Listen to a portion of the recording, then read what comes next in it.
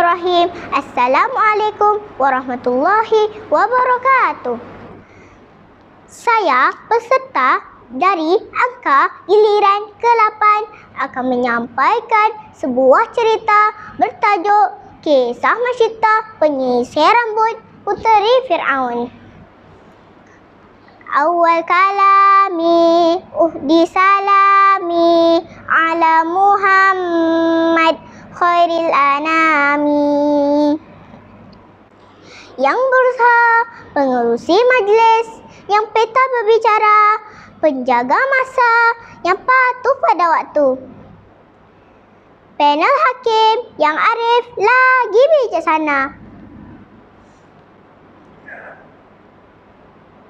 Para peserta, guru-guru dan rakan-rakan yang dikasihi sekalian.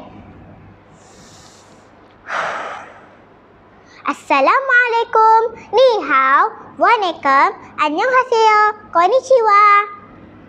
Yang terlena, sedar-sedarkan. Yang tersedar, dengar-dengarkan. Yang terdengar, fikir-fikirkan. Tajuk cerita saya pada hari ini ialah Kisah Masyitah Penyisir Rambut Puteri Fir'aun. Indah berkilau sebentuk permata, terselit di jari jadi tatapan. Dengarkan kisah keteguhan seorang wanita, jadikan iktibar panduan kehidupan. Kawan-kawan pernah dengar tak Raja Fir'aun? Ya, betul tu. Fir'aun ialah seorang raja yang menganggap dirinya sebagai Tuhan pada zaman Mesir purba dahulu. Fir'aun juga memaksa semua rakyat jelata menyembahnya. Barang siapa yang ingkar akan diseksa dan dibunuh. Begitulah kejamnya Fir'aun dan kerajaannya. Namun begitu, terdapat beberapa orang yang telah sedar dan beriman kepada Allah. Siapa agaknya tu? Kisah ini bermula semasa perjalanan Rasulullah SAW dari Masjidil Haram ke Masjidil Aqsa bersama Malaikat Jibril dengan menaiki buruk. Betul tu. Dalam peristiwa Isra dan Mi'raj. Dalam perjalanan tersebut, Rasulullah SAW tercium satu bau yang sangat harum. Cop. Kalau Rasulullah hendak wangi, mesti bau itu lagi wangi. Wanginya. Tapi dari mana datangnya? Baginda pun bertanya kepada Malaikat Jibril.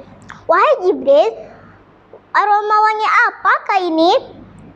Jibril menjawab, ini adalah aroma Masyitah beserta anak-anaknya. Oh, tapi siapa Masyitah ini ya?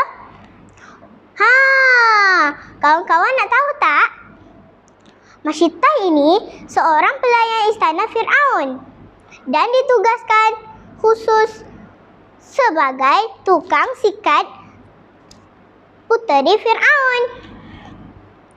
Kemudian Nabi SAW pun bertanya bagaimana ceritanya sehingga kuburnya menjadi wangi. Selepas itu, Jibril mengisahkan cerita ini kepada baginda. Pada suatu hari, tatkala Masyitah sedang menyisir rambut puteri Fir'aun, tiba-tiba sikatnya jatuh dari tangannya. Dengan seketika, dia berkata, Bismillah, dengan nama Allah. Sang puteri Fir'aun bertanya, Ayanda? Tidak, jawabnya. Tetapi Tuhanku dan Tuhanmu ialah Allah.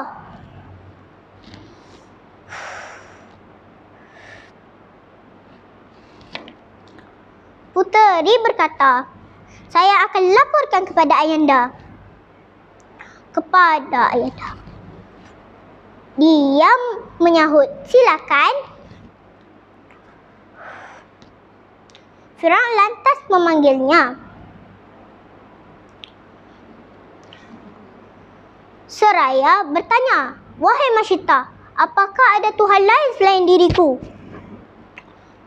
"Ya," jawabnya. "Ya, Tuhanku dan Tuhanmu ialah Allah." "Pap, pap," ibarat petir menyambar. Mendengar jawapan dari pelayan istana sendiri, Firaun menjadi berang. "Apa? Celakalah kamu dan keluargamu." Dia langsung memerintahkan anak buahnya agar memanaskan patung sapi daripada tembaga, lalu agar tukang sisir itu dan anak-anaknya dilemparkan ke dalamnya.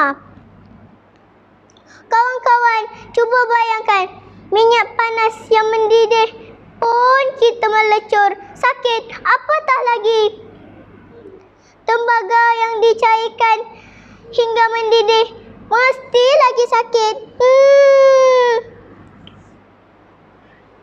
Sebelum dilemparkan ke dalam api, Masyita berkata, "Sebelum saya meninggal, saya memohon kepadamu satu permohonan." "Apa permohonanmu?"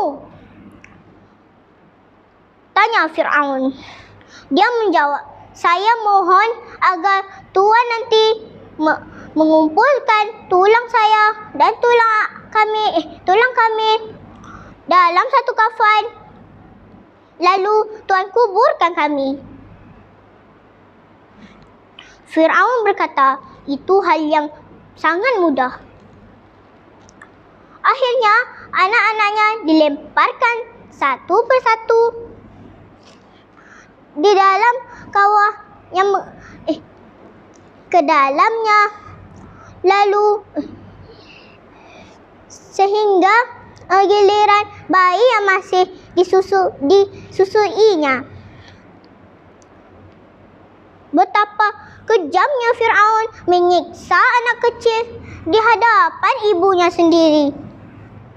Di sini juga kita dapat melihat betapa solehnya anak-anak Masyita menuruti perintah ibu bapanya, dan semestinya teguh iman mereka dalam mentauhidkan Allah. Sifat anak yang soleh mentaati ibu ayah, tidak membantah, malah mentaatinya. Ibu mana yang tidak hancur melihat situasi tersebut di hadapannya sendiri? Dan akhirnya tibalah giliran bayi yang masih disusuinya. Sang ibu mula khawatir, teragak-agak, dan tidak sanggup mencampak bayinya yang masih disusuinya ke dalam kawah yang panas itu. Tiba-tiba dengan izin Allah, bayinya dapat berkata-kata, "Wahai ibu, masuklah teguh imanmu. Sesungguhnya siksaan di dunia lebih ringan daripada siksaan di akhirat." Hah? Sungguh terkejut Masyita melihat kekuasaan Allah yang diberikan pada bayinya. Dengan itu, lebih menguatkan lagi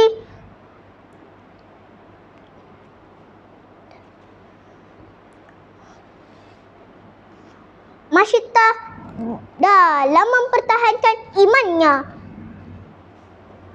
Terjunlah Masyita bersama bayinya ke dalam kawah yang bergelegak itu. Teringat saya akan bait lagu. Walaupun jasadmu milik Tuhan, tetapi hatimu milik Tuhan. Begitulah kisah syahidnya Sri Kandi wanita dalam mempertahankan imannya. Demikian kawan-kawan. Semoga dengan kisah ini dapat memberi 1001 pengajaran dan iktibar kepada kita semua.